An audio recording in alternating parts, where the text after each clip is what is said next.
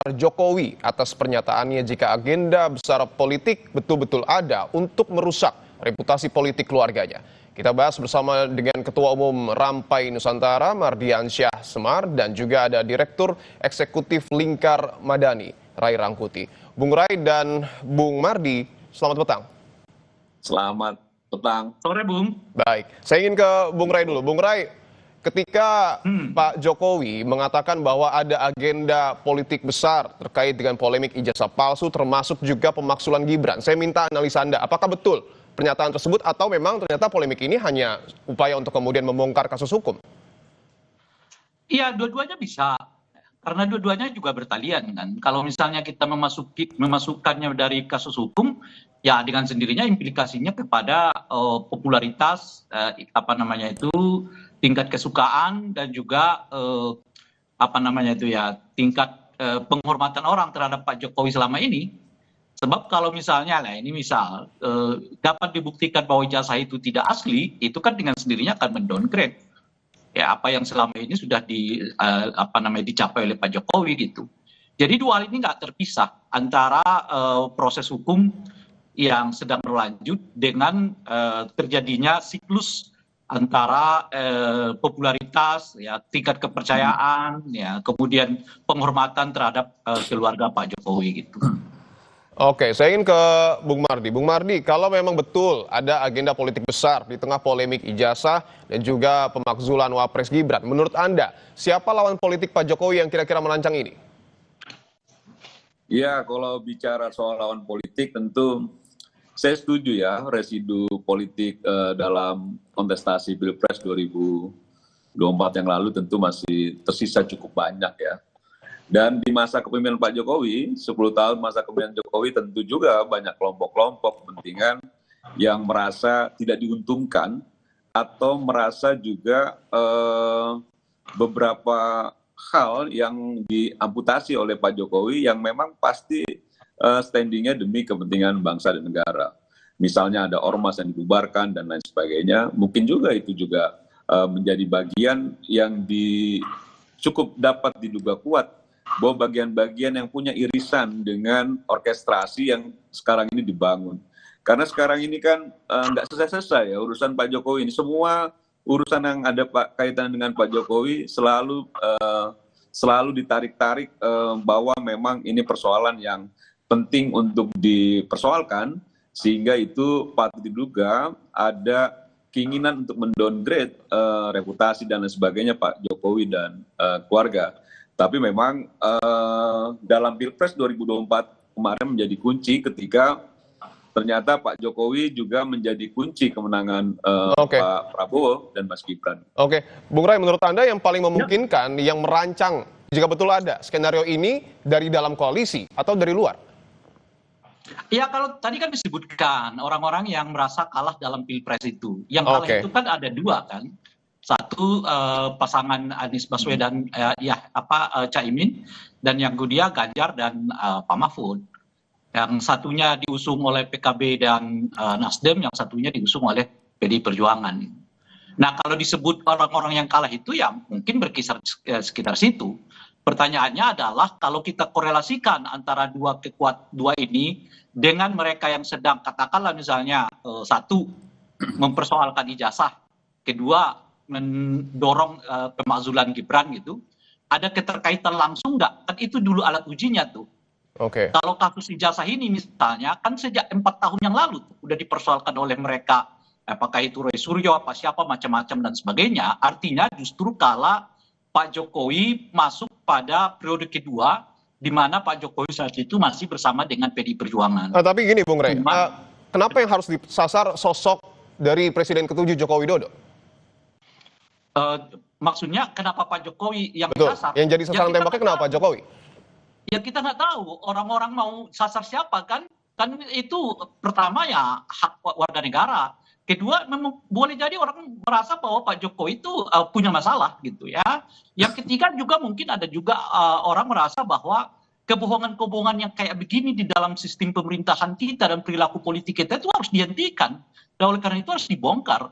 Banyak sekali motifnya, nggak akan ada satu motif tunggal di dalam hal itu gitu.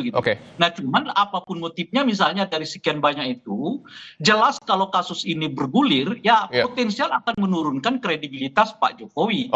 Nah, cuman apakah ada kaitannya dengan mereka-mereka yang sakit hati? Itu yang saya uji tadi. Misalnya kalau kita kaitkan dengan ijazah palsu, kasus ini udah 4 tahun yang lalu bergulir. Saat itu Pak Jokowi misalnya masih bersama dengan PDI Perjuangan. Jadi kala itu nggak terlalu besar karena salah satu backup dari Pak Presiden itu, Pak Jokowi itu adalah PDI Perjuangan, partai besar. Nah sekarang hampir partai-partai ini boleh disebut tidak bersuara di belakang Pak Jokowi, khususnya yang berkenaan dengan ijazah palsu. Jadi backup Pak Jokowi sebetulnya yang makin melemah gitu. Betul seperti itu Pak Mardi.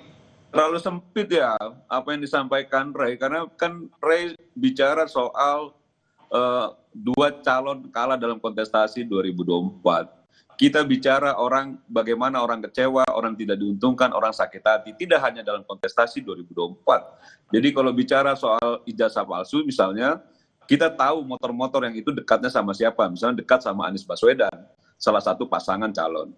Atau misalnya Roy Suryo yang kita tahu misalnya latar belakangnya bahwa dia juga kecewa dengan Pak Jokowi dan lain sebagainya, yang dulu pernah sempat dekat lalu kecewa. Jadi menurut saya semua saling bertaut ya, antara kepentingan orang yang kecewa, orang yang sakit hati, orang yang merasa dirinya dirugikan dalam tanda kutip, dan juga dengan orang-orang yang kalah. Jadi tidak juga akhirnya fokusnya bahwa ini PDIP dan lain sebagainya, bukan soal itu juga, bahwa ada kepentingan yang bertaut dan saling menunggangi, saling mendukung. Inilah menjadi orkestrasi yang dimaksud bahwa memang ada agenda besar terkait dengan apa yang selama ini didiskreditkan kepada Pak Jokowi dan keluarga, termasuk pemakzulan, bahwa mereka tidak mau bicara soal mereka tim suksesnya Anies Baswedan. Ya tentu kita tahu bahwa isu pemakzulan itu para purnawirawan TNI itu semua mayoritas kunci dari tim suksesnya Anies Baswedan, itu sudah clear, jelas.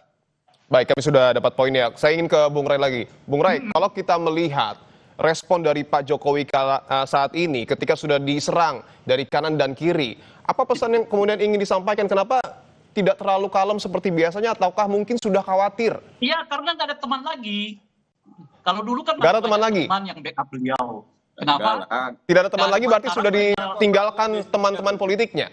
Betul, ada tinggal Semar ya kan, tinggal si ini, tinggal yang kalau bersuara ya belum kalau Ray memang tidak berteman sama gitu. Pak Jokowi. Nah, karena nggak ada teman mau tidak mau. Banyak teman Pak Jokowi.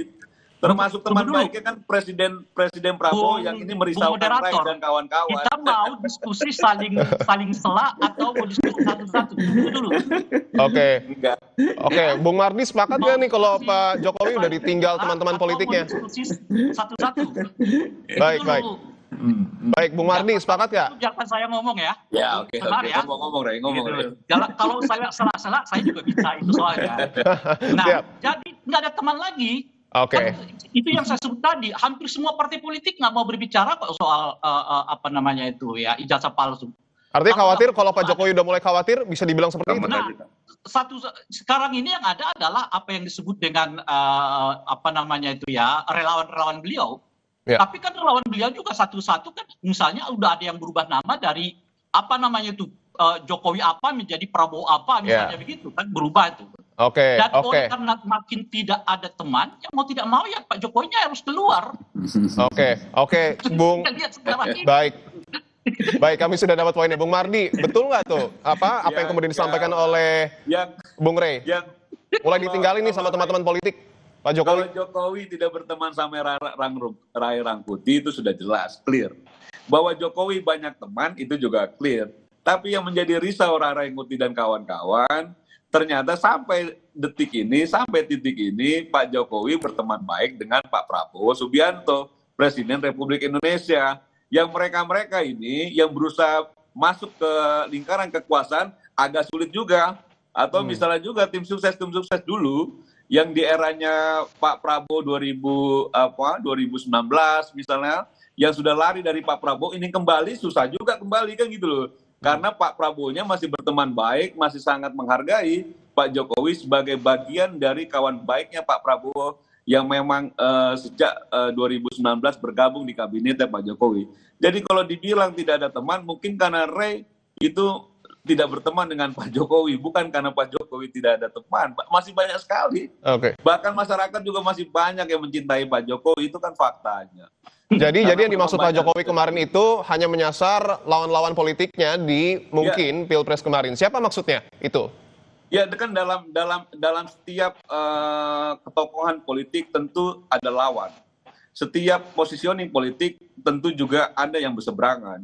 Jadi ketika ada serangan-serangan terhadap seseorang secara pribadi maupun secara keluarga yang terus-menerus didengungkan, tentu muatan politiknya kental. Jadi ketika Anda berani sebut partai politiknya? Bukan saja partai politik, saya rasa kan begitu ya, bukan saja soal partai politik. Bahwa memang ada kontestasi yang baru lalu, ada residu-residu, itu sudah jelas. Bahwa ada sisa-sisa sudah jelas. Bahwa ada barisan sakit hati, barisan kecewa ketika Pak Jokowi memimpin bangsa ini 10 tahun, itu juga sudah jelas. Mereka pikir 2024 Pak Jokowi selesai. Ternyata Pak Jokowi semakin mesra dengan Pak Prabowo, bahkan anaknya jadi wakil presiden, dan itu ancaman kan? Buat orang-orang yang merasa sakit hati gitu. Baik, saya ingin ke Bung Ray. Bung Ray, artinya yang meninggalkan Pak Jokowi ini siapa partai politiknya, siapa tokoh politiknya? Kan saya udah ulang, ini yang ketiga nih. Oke, tekankan lagi, Bung Ray. Ada partai politik yang berbicara soal ijazah Pak Jokowi? Nggak ada. Kan kalau dahulu saya mengatakan backup Pak Jokowi itu masih ada, namanya PDI Perjuangan. Jadi sekalipun 4 tahun yang lalu kasus ijazah palsu misalnya udah dipersoalkan orang, tapi karena ada backup yang cukup dari PDI Perjuangan, relatif isu ini dapat lebih ditekan. Kalau sekarang nggak ada partai.